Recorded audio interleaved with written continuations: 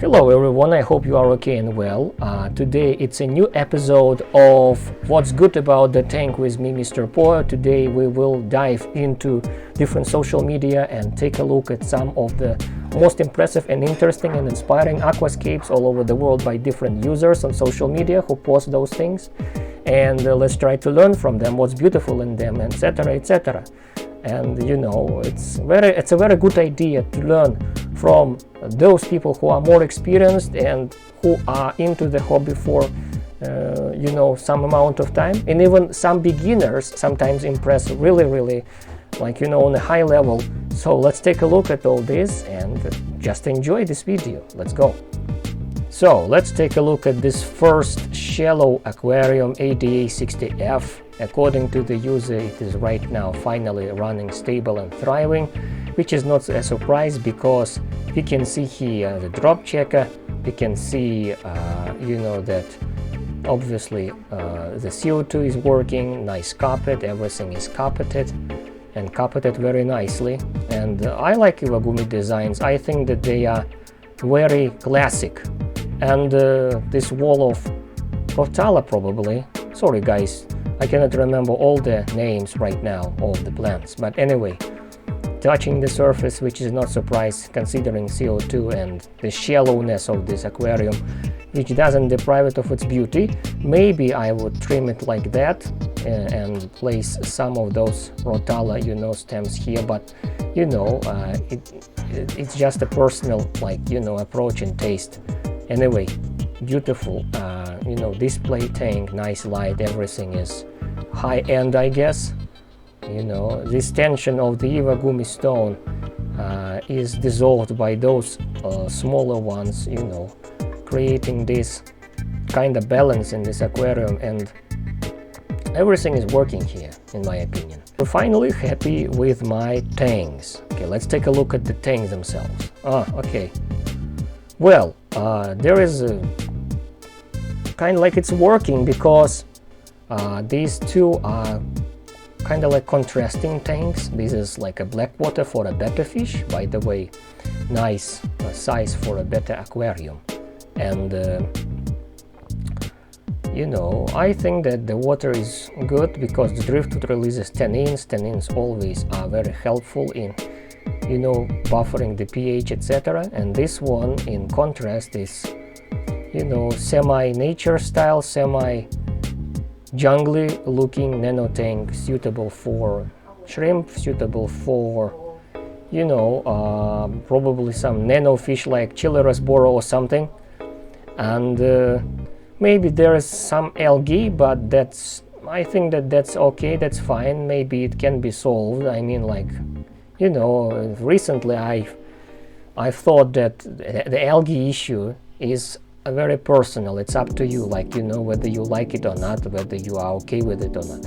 So beautiful things, really, indeed. The next one, the owner writes that it is his first attempt at a big escape, and I really like it. Because there is some nice work with the stones here and these twigs of wood that cover the stones.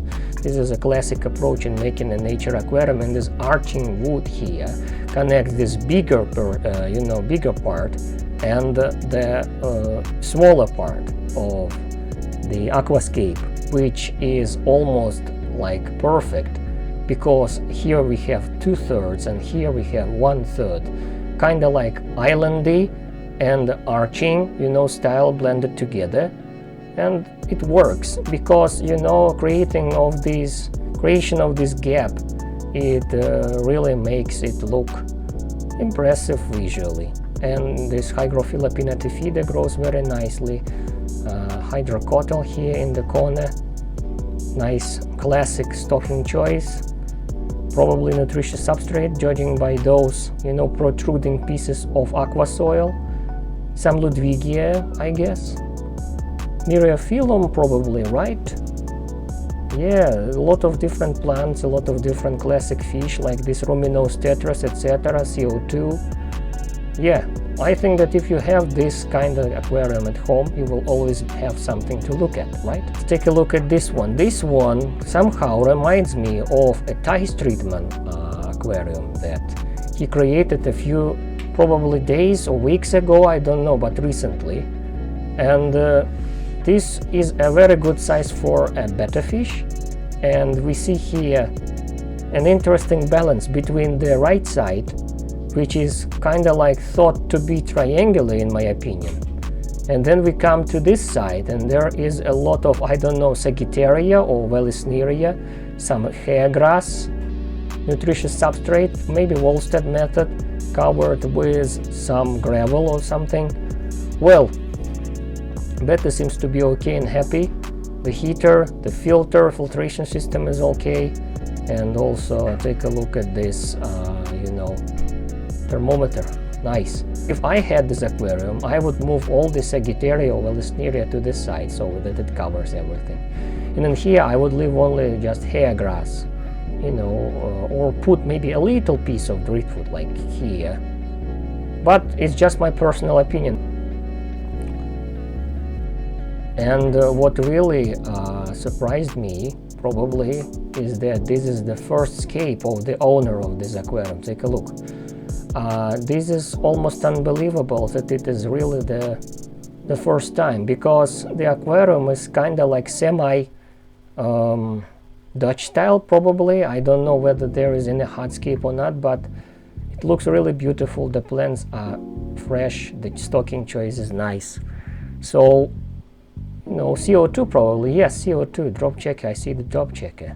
Ah, yes, there is a hardscape, I see now. Well, maybe I would like move this driftwood a little bit to the left or to the left side, yes, but it's just my personal, again, preference.